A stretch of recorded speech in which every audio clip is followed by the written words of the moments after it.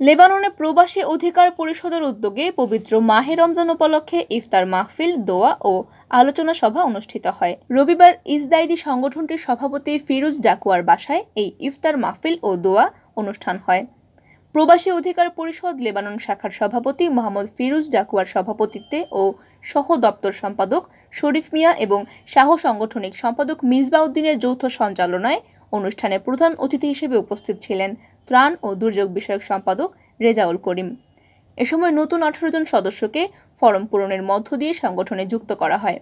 এছাড়া সাধারণ সম্পাদক লুৎফুর রহমান, সাংগঠনিক সম্পাদক ফোরকান আহমেদ, শামীম আহমেদ, বিলাল হোসেন, লেবানন শ্রমিক ইউনিয়নের সাবেক সভাপতি আব্দুল করিম, নবগঠিত আহ্বায়ক কমিটির প্রধান আহ্বায়ক মোহাম্মদ জুয়েল রানা, যুগ্ম আহ্বায়ক বিল্লাল হোসেন তুষার, সদস্য সচিব আব্দুল আওয়াল পিন্টু, শামীম আহমেদ সবুজ, লেবানন বন্ধু মহলের সভাপতি আব্দুল হাকিম, লেবানন যুবদলের সিনিয়র সহসভাপতি আসাদুল কবির, আনোয়ার হোসেন সহ বিপুল সংখ্যক প্রবাসী বাংলাদেশি এই সময় উপস্থিত ছিলেন।